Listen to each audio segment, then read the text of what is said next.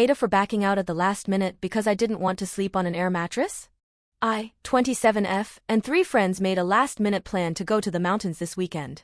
Our group is a couple, let's call them J, 27F, and Sam, 32F, and 2 single friends, me and Alex, 26M.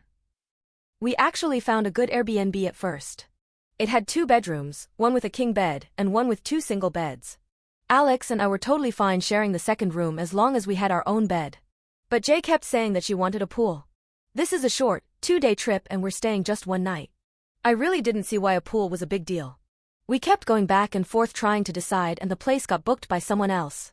After that, the only places we could find had just 1 bedroom, a pull-out couch, and an air mattress.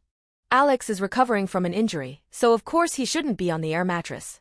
The couple immediately said they wanted the bedroom, but they're not offering to pay more for it. That leaves me with the air mattress. Jay and Sam both don't have a driver's license, and Alex can't drive right now because of his injury. So I'm the only one who can drive us there and back.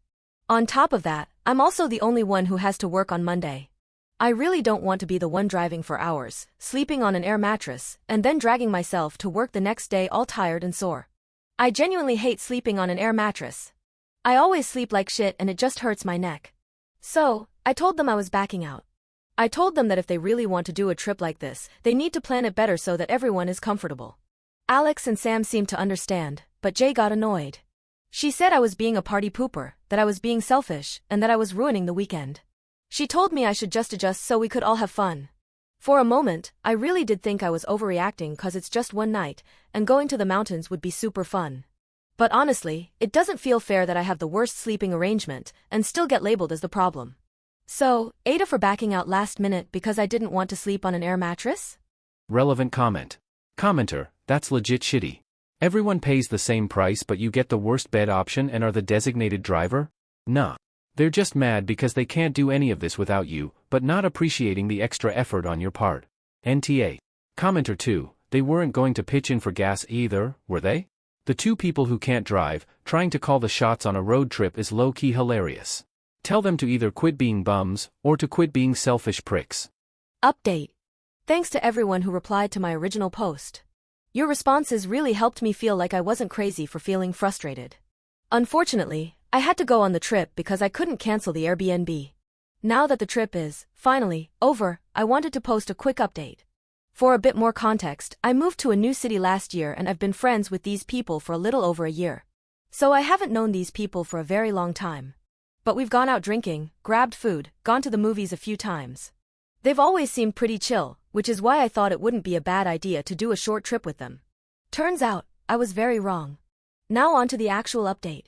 I had already booked everything before the whole sleeping arrangement argument. My bad, I know. I just had to do it quickly because it was the 4th of July weekend, the Airbnb, the gondola tickets, shuttle tickets, even prepaid parking.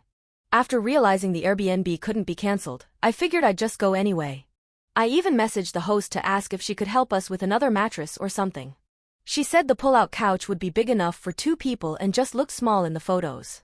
At that point, Sam and Jay still wouldn't budge, so I told myself I'd just suck it up and deal with it for one night. We were supposed to leave early Saturday morning. They were supposed to show up at my place by 5:30 a.m. so we could leave by 6. All of them only reached around 7:15 to 7:30 so we ended up starting the drive late. We only got to the town around 1 p.m.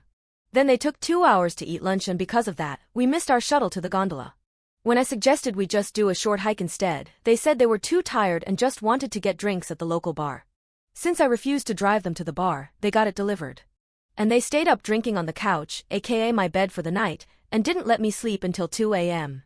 They got absolutely wasted and told me they weren't going to the lake the next morning and then passed out on the couch/floor. I did get the bed but at what cost lol. I woke up at around 7 a.m. to cancel our shuttle tickets and started cleaning up the Airbnb before our 11 a.m. checkout.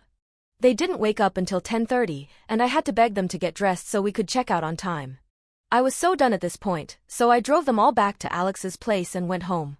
So we did absolutely nothing on the trip except take a 16-minute gondola ride up and down a mountain. No one has paid me back for anything.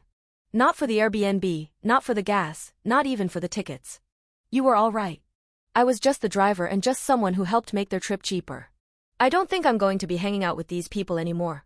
I'll wait to get my money back, if I ever do, and then I'm done. It feels kind of sad because these were some of the first friends I made since moving to this city, but honestly?